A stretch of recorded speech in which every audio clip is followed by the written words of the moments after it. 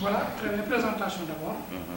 Présentez-vous. waaw d'accord monsieur Ngomagna, technicien supérieur en orthopédie, secrétaire général sous-section hôpital régional El Hadj Ahmed Sakhir Ndiéguène de Thiès du syndicat autonome de la santé SAS et tout récemment secrétaire général national du syndicat autonome de la santé SAS. Voilà, très bien. Monsieur Niang, dañu bëgg d'abord ñu ngi ci hôpital Amadou Sakhir Ndiéguène nga defal ñu la situation de l'hôpital. waaw bon vraiment la situation de l'hôpital aussi loolu Sarr boo ma ko laajee naa si sawar pour wax parce que tey ñun nous sommes des acteurs yoo xam ni ñoo ngi participer si pratiquement toutes les instances de décision au niveau de l'hôpital. Nous avons reçu une nouvelle direction mooy docteur Aline Faye ñu ngi koy nuyu au passage ak madame Mariama Sissoko, chef du service administratif et financier. Vraiment bi ñu ñëwee ba tey aussi gis nañ ni ñu ngi jéem a améliorer ñu ngi jéem a aussi fexe régler les problèmes yi ñu fi fekkoon. Certes nag ñoom dañoo hérité ci benn situation bu difficile mooy bi ñu fiy ñëw fekk nañ vraiment masse salariale bi toll foo xam ni recettes yi des fois pour mu fay ko ça pose problème mais direction bi dem dañoo maanaam yokkoon tarification bi bañ valider ko au niveau du conseil d'administration ñoom aussi bi ñu ñëwee vraiment appliqué nañ loolu ba tey jii nii alhamdulilah recettes yi ñu ngi yéeg. Ba vraiment yàlla dimbali la leen daal au plus tard le 5 de chaque mois ñu virer salaire yi primes yi fay ñëpp donc fi ñuy waxee ni maag yow ci côté charge sociale yi mun nañu wax ni tey direction bi yorelaguñu dara personnel bi wax dëgg yàlla bi ñu ñëwee ba tey lépp loo xam ni daal mooy charge sociale jëm ci salaire jëm ci primes yi ñu ngi taxaw di ko fay. yàlla def na aussi tey SAU bi 250 millions la financement bi aussi ñoom yàlla def na ñu décroché ko. ba SAU bi ñu ngi koy waaj a démarrer nii certes li indi retard bi mooy dañoo waroon aménager fu waa urgence dem pour ñu mën a libérer carrément le service des urgences te yàlla def na aussi urgence bi fii ñu nekkoon cuisine bu njëkk bi aménager nañ ko defar ko xam nga aussi SAU bi ñu war a defar nii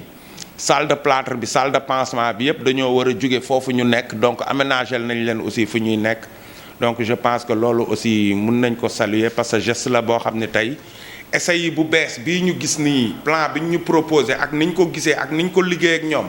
xam naa ni SAU boobu bu paree dina mun a jàppale wax dëgg yàlla personnel bi yépp jàppale population bi aussi ci faju bi parce que xam nga il faut pas qu'on se leurre il faudrait qu'on se dise un peu la vérité ñun notre première mission c'est la santé des populations parce que nous sommes dans un établissement public de santé certes nag hôpitaux yi du ñàkk des fois ay problème malade ñëw pour faju doo xam fooy jaar doo xam foo taxaw doo xam koy laaj des fois ñu bindal la loo xam ni da ngay dem lijjanti ji xaalis pour fay loolu yépp système bi xam nañ ko mais aussi hôpitaux yi xaalis a leen di doxal parce que tey lu mel ni charge sociale yi fii tey salaire yi rek booy xool ñu ngi ci presque ay 125 130 millions par mois donc loolu sur les recettes lañ ko war a fay au PAF donc tey jii nii loolu aussi je pense que ni il faut que population bi comprendre ko. C'est vrai nag neewuñu nekk ku amul xaalis doo faju parce que looloo tax ñu créer les services sociaux nga xam ni tey ku am problème da ngay dem service social ñu def benn enquête sociale ñu xam ni vraiment kii amul moo tax ñu war ko defaral dossier social jël ko en charge faj ko parce que les textes ont été clairs dañ ne avant de parler de facturation il faut d'abord lever l'urgence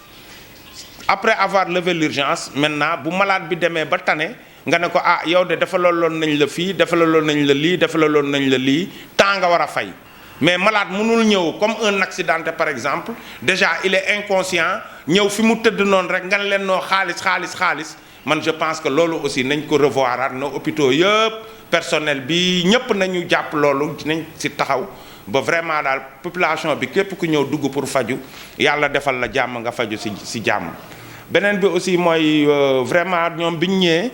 ci biir waxtaan bi ak partenaires sociaux yi mooy syndicats yi fexe nañ ba généraliser transport bi pour tout le monde loolu rek déjà c'est un acquis parce que yàgg nañ di ko xeex ba pare aussi mooy sur les recettes à terme fexe nañ ba au moins di génnee 25% yi di ko motiver personnel bi peut-être par ay 3 mois par 4 mois loolu yëpp c'est un geste à saluer parce que amu fi woon donc vraiment ñu ngi encourager administration bu bees bi mais nag il faut se dire que aussi tout n'est pas rose parce que ñun li ñuy déplorer rek mooy commission yi ñoo fonctionné tul bëgg nañ aussi ñu fexe commission yi fonctionné waat ñu àndandoo ci waxtaan bi parce que lu ay nit bokk dañ koy waxtaanee certes nag Covid 19 bi bloqué woon na lu bëri parce que tolloon na foo xam ni instant yi doo mën a def réunion doo mën a def dara rassemblement yi mënul woon nekk waaw mais comme tey yàlla def na Covid bi yàlla dimbali nañu daal ba Covid bee ngi dem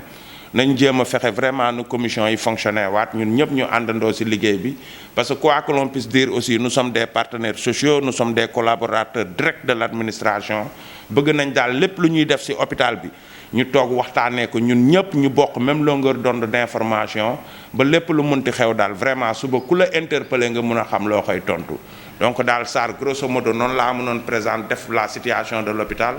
wax ni aussi subvention de l'État bi ñëpp gis nañ ni boobu ba léegi bougé wul te Thiès étant un carrefour vu le plateau technique très relevé donc je pense que tey état bi aussi war nañ mën a revoir at encore cette subvention à la hausse pour aider au moins l'hôpital régional El Hadj Ahmed Sakhir Ndiéguène de Thiès mën a vraiment accomplir seen charge yëpp mën a vraiment atteindre seen ay objectifs mën a def seen mission comme ni mu waree bañ si am benn jafe-jafe loolu daal je pense que bëggoon naa aussi état bi bàyyi si xel. beneen bi si topp aussi mooy tey jii nii Covid bi révélé na beaucoup de failles dans le système donc loolu aussi bëggoon naa état bi après ñu jéem a xool situation hôpitaux yi parce que man aussi li may wax c'est clair xam nga tey boo nekkee directeur hôpital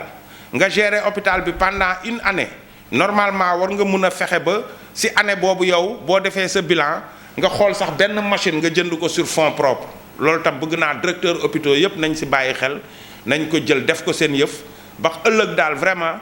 lépp lu si munti nekk rek ñuy gis ni plateau technique bi ñu ngi koy relever nànk-nànk parce que plateau technique boobu tey mooy tax médecins yi mën a poser un bon diagnostic ñooy tax tey médecins yi mën a def un bon traitement malade bu fi ñëw ñu mun la faj vraiment lu la dal ñu mun ko teel a xam faj ko loolu daal vraiment bëggoon naa aussi état bàyyi si xel jàppale hôpitaux yi accompagner leen parce que tey jii nii booy xool hôpitaux yi daanaka yàlla def na ñoom comme compétence transférées yi booy xool tey jii nii ak réforme hospitalière bi léegi pratiquement hôpital yi dañoo am indépendance boo xam ni état laaju leen bénéfice état daf leen di wax ni yéen li ngeen di am ci hôpital bi ak li leen di état di accompagner ngeen liggéeyee ci def fonctionnement bi réactif yi bañ a manqué vraiment benn service bañ a am rupture d'intrant mais à la longue aussi ngeen di jéem a fexe nànk-nànk di recruter ay personnel pour au moins liggéey bi gën a jaar yoon daal donc vraiment loolu Sarr laa la bëggoon expliquer tuuti sur la situation de l'hôpital di la wax ni nag aussi vraiment macha allah daal ñun daal bon tey jii nii ku dee ak sa bàmmeel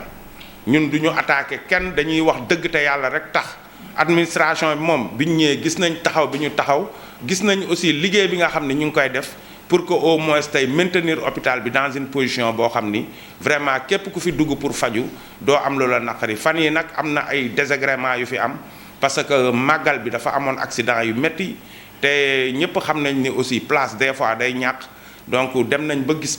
population bi sax dem dugg urgence bërki démb agressé personnel bi commencé leen indil foofu ay problème loolu aussi ñu ngi siy massawu personnel urgence bi beneen bi mooy tey su ñuy wax sur le système de rémunération maanaam ni ñuy fayee personnel bi dëgg la parce que ñoom direction bu bees bi ñu ñëwee dañ fi fekk loolu dañ fi fekk ku nekk sa salaire temps la say prime temps la donc pratiquement tout a été catégorisé donc amul augmentation amul dara fin du mois lii ngay am boo ko amee lii nga siy réglé te xam nga ñëpp xam nañ ni léegi ni banque yi di fonctionner ak personnel yi da ngay dem si banque bi defal la prêt su la banque bi defalee prêt bu salaire bi duggee balaa nga fay jot dara banque bi da koy dagg donc ñu ngi ñaan aussi tamit personnel bi ak direction bi aussi ak le représentant du personnel au conseil d'administration ñu jéem a fexe waxtaan ak conseil bi ba loolu ñuy def maanaam di ko def sur les recettes à terme muy la motivation des 25% ñu jéem xool nu ñu ko defee sur les recettes au PAF parce que dañu ne bay sa wewu tànk balaa ngay xaar bor nga joxe loo xam ni au moins moom mooy li ñuy am ci fin du mois bi système boobu daal bu ñu ci mënoon waxtaan ba yàlla dimbali ñu ci ba ñu am ci benn acquis parce que dina tax personnel bi seen système de rémunération changé boo liggéeyee ba le 10 ñu woo la jox la 25% mooy sur les recettes au PAF mu nekk sa motivation parce que tey booy xool hôpital bi amul lu ñuy wax motivation li ñuy fay nii c'est l'indemnité de qualification mooy professeur du tollool ak médecin généraliste du tolloog technicien supérieur du tolloog par exemple infirmier technicien sage-femme. loolu c'est l'indemnité de qualification dañ ko catégoriser loolu je suis entièrement d'accord tey boo demee fu mel ni CTO dafa am lu ñuy wax l'indemnité de qualification am les 25% sur les recettes au PAF te là aussi ça permet au personnel de souffler parce que yow tey booy imaginer booy liggéey fii biir hôpital nga ñëw xëy si bàyyi ay problème sa kër da am ay charges yoo waroon régler sa kër mënoo ko régler est-ce que di nga liggéey correctement est-ce que tey boo gisee malade yor xaalis doo xool yow noo récupérer xaalis bi xool malade bi nu mu fajoo donc yooyu yëpp aussi bëgg naa ñu waxtaan si de toutes les façons man je ne suis pas au conseil te yooyu conseil lañ koy régler man damay ñaan maanaam direction bi ak ñi nga xam ni ñooy dem conseil war nañ mun a préparer ay arguments lépp nag ñu baser ko sur les textes parce que je pense que la réforme hospitalière est là. donc tout est écrit ici tout est basé sur des textes rien ne s'est inventé amul dara loo xam ne nit mooy ñëw rek ne lii laa bëgg mu def ñu defee ko noonu loolu nag bi ñu koy def ñun fekk ñu fi wax dëgg yàlla ñun fekk ñu fi bi ñu koy def ñun ñu ngi woon Kolda di liggéey bi ñu ñëwee fekk nañ fi sax ñoo xam ne 10 000 francs la ñu am motivation ñu dem fexe ñu relever leen yóbbu leen 30 000 te tamit loolu bu fekkee tamit si di tic au tac nii mënuñu def loolu mun nañ jéem a fexe par exemple ni ñuy defee ba ñi nekk 30 000 jéem a fekk ñi ci kaw nga xam ni 60 000 la ñuy am loolu aussi bon nañ xool nu ñu ci xalaatee ñun ñëpp mais daal de toutes les façons grosso modo man lu ma la mën a wax mooy administration bu bees bii vraiment bi ñu ñëwee teg nañ ay pas en avant jëm nañ fexe aussi ba hôpital bi climat social bi apaisé wu na parce que bi ñu fi ñëwee ba tey kenn déggu fi grève te yow xam nga ne hôpital Thiès moom problème bu ndaw bu amee dañ koy dem xeex yi pour régler ko. parce que loolu tam c'est le rôle d'un syndicaliste. mais est-ce que benn question bu ndaw par rapport ak action sociale. souvent ñu gis ay usagers yoo xam ne dañ leen di démunis. ay cas sociaux yoo xamante ne dañu ne pour ñu monter leen dossier c'est tout un problème. mais loolu yëpp je pense que ay maladresse la rek ndax tey jii nii service social maanaam ñi jàng ba nekk ay assistants sociaux ñoom xam nañ li ñu jàng lan la. doo war a ñëw pour jaar service social dañoo war a def une enquête sociale sur le malade. ñu dem këram déplacé wu te kenn du xam ni déplacé wu nañ ñu dem ci ak koñ bi laaj waa koñ bi ndax xam ngeen diw ndax xam ngeen ban famille la bokk loolu yëpp je pense que aussi tey ñoom service social loolu mooy seen liggéey mais maanaam malade mënul ñëw rek ñu rejeter ko loolu moom ça ne se fait pas loolu su amee ay maladresse la mais je pense que loolu yëpp aussi ñoom war nañ ci bàyyi seen xel waxtaan ci te tey jii nii képp koo xam ni da nga ñëw am malade bi am ay problème laajteel service social bi nga dem toog waxtaan ak ñoom xamal leen clairement que ni ñii kii ñu indi fii de wax dëgg yàlla bu ñu ko dimbaliwul faj ko du faju ndax moom amul lu mu fajoo donc je pense que daal service social amuñu droit dàq benn malade beneen bi aussi mooy man constaté naa ni am na ay docteurs yoo xam ni dañ lay wax carrément que du ma jël social loolu moom yëfu yabaate la. loolu moom man su ma amee sam malade bi ñëw mu ne benn docteur fii ne du jël social ñëpp dinañ ma dégg ak yow parce que hôpital bi tamit dañuy waxante benn affaire kenn moomu ko et puis way juru kenn tabaxul nit ñëw donnu c'est un établissement public de santé pour la population de Thiès il faut se dire aussi que ni tey hôpital bi ñu ko defaree yàgg na diggante bi population bi ñu ngi yokk day dem ba tey jii nii hôpital bi dootul mun a àttan lépp ñuy ñaan état bi aussi lu ñu defal yeneen régions yi ba def ko Touba barki démb ñu leen siy féliciter muy hôpital bu rafet boo xam ni 34 milliards 600 et quelques millions lañ ko defaree donc ñu ñaan aussi état bi Thiès am na espace am na fu ñu mën a defaat beneen hôpital bu gën a rëy hôpital bi ba population bi bu ñu fi ñëwee bëgg a faju mën a faju correctement. Très bien, ça c'est important mais ak aussi les nouveaux hôpitaux construits Fatick Diourbel entre autres xam naa dinañ di beneen choisement mais tey SG syndicat autonome de la santé muy SAS nga nekkoon secrétaire général au niveau régional tey au niveau national. Beaucoup de luttes beaucoup de combats tey les acquis. waaw parce que vraiment tamit loolu sant yàlla la ndax maanaam syndicalisme bi depuis 2004 la ñuy cheminer ak SAS ànd di ci liggéey. bon pratiquement problème bu nekk gis nañ ko ci mais bu ñëw dañ koy surmonter dem suñu yoon parce que tamit tey loolu lañ lay doyee y a eu beaucoup de choses qui se sont passées su ma la naree defal genèse bi day gudd maanaam mais dama la koy defal par partie xam nga tey ngay liggéey benn directeur hôpital Kolda ñëw rek defoo ko dara xam na ni yow mii tôt ou tard su problème amee fii yow yaa ko nar a dénoncé mu ne xaaral ma éliminer la. Ils ont tenté de m'emprisonner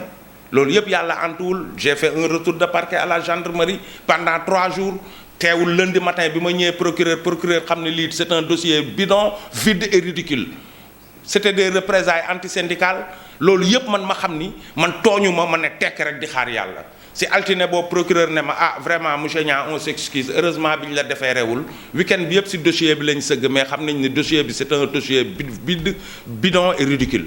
donc demal juge d'instruction de toutes les façons da lay jox liberté provisoire saa yoo waree génn dëkk bi nga ñëw fii loolu yëpp dund nañ ko ci syndicat bi dund nañ aussi période boo xam ni dagg nañ suñu salaire 9 mois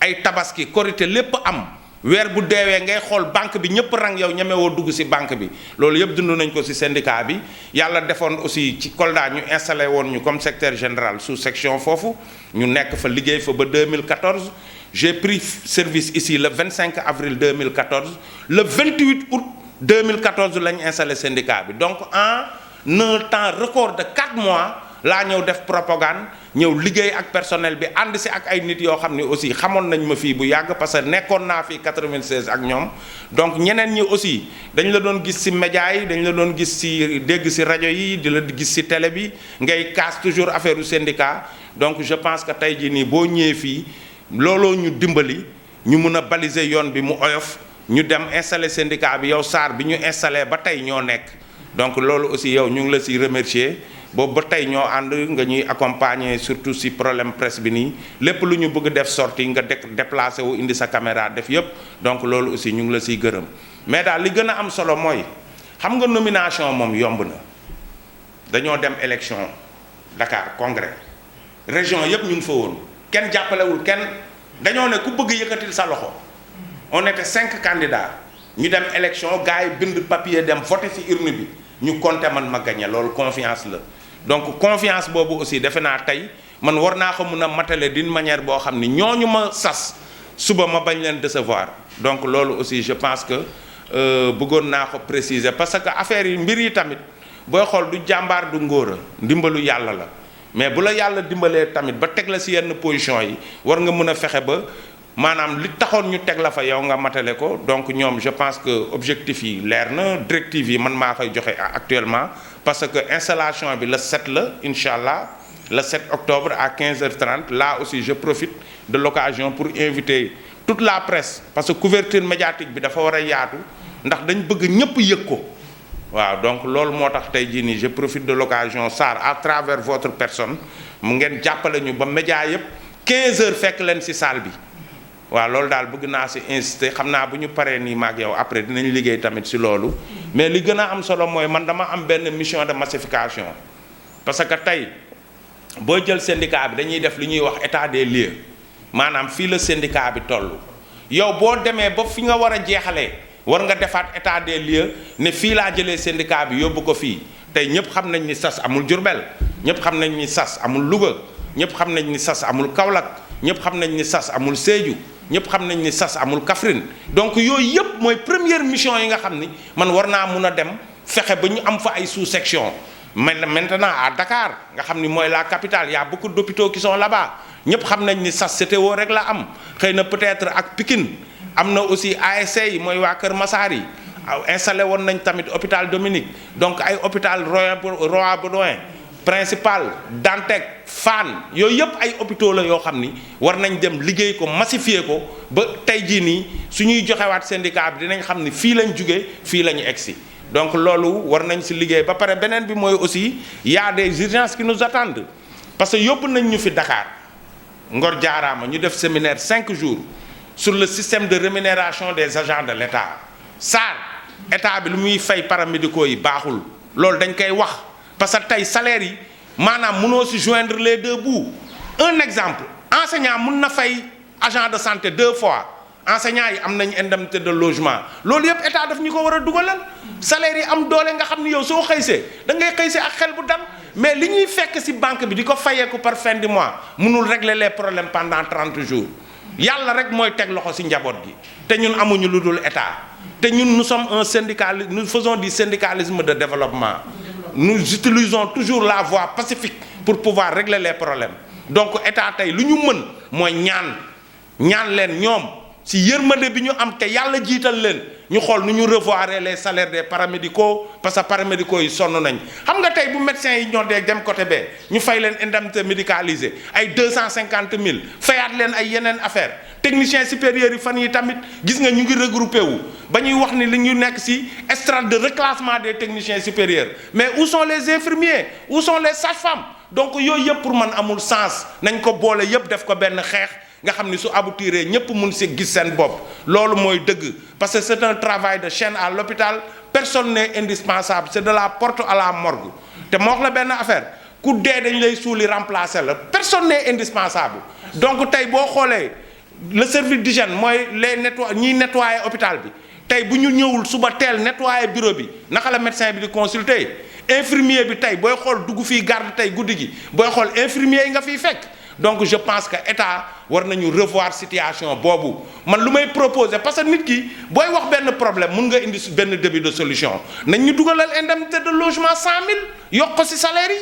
loolu bu ñu ko defoon tey nga gis ñëpp mën a soulager wu parce que xam nga tey loolu bu ñu ko defee pour les personnes pour le personnel étatique les syndicats ne vont pas dormir les syndicalistes vont suivre ñu fexe ba ni ñu ko defalee personnel étatique bi ñu defaral ko contractuel hôpitaux yi comme ni ñu defee avance tabaski bi loolu aussi nous saluons l'État parce que c'est un geste noble qu'ils ont fait en augmentant l'avance tabaski à 100 000 francs di ko fayeeku 10 000 francs par weer loolu aussi bi ñu ko defee rek wax dëgg yàlla dama xëy ñëw rencontrer fii le directeur docteur Aline Faye mu ne ma loolu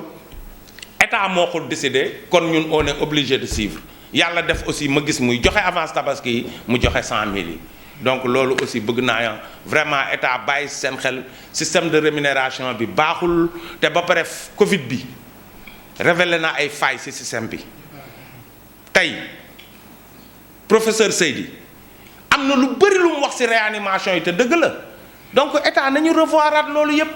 ils ont les moyens état lu mu mënul def amul nañ jéem a xool nu ñu defaatee tourner xool hôpitaux yi hôpital bu amul réanimation ñu xool ni ñu ko équiper le plus rapidement possible mu am réanimation centre de dialyse yi moom ñëpp gis nañ ne mu ngi yokk parce que booy xool tey président bi muy ñëw ñett la fi fekkoon tey ñu ngi ci presque ay 20 et quelques centres de dialyse loolu yëpp aussi c'est à souligner mais effort yi bëri na mais des na am na lu bëri encore lu état war a def loo xam ne tey personnel bi war nañ ci mën a gis seen bopp. Donc très bien, rendez-vous le 7 octobre à 15h. Rendez-vous le 7 octobre à 15h à la grande salle de conférence pour l'installation du nouveau bureau national du syndicat autonome de la santé sous la présidence effective du président d'honneur El Hadj Salif Faye Daaf que nous saluons au passage muy nit koo xam ne tey yëfu ngor la def ndax dafa dem ba de man mënuma di tëdd nelaw ba midi di défendre ñuy yeew 8h. yàlla def na dem naa retraite léegi yéen fexe leen ngeen ñëw jël seen syndicat yéen ngeen dérouler ko yàlla def ñu dem congrès Dieu a fait que ni vraiment tout s'est très bien passé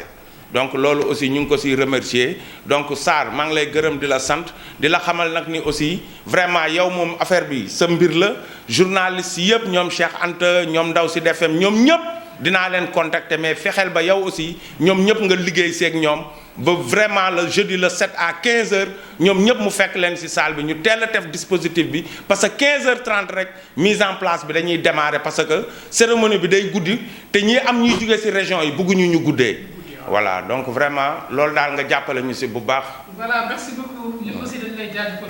disponible vraiment pour l'hôpital pour les populations les usagers les Thiessois et le Sénégal en général vraiment merci beaucoup. merci beaucoup Sarr.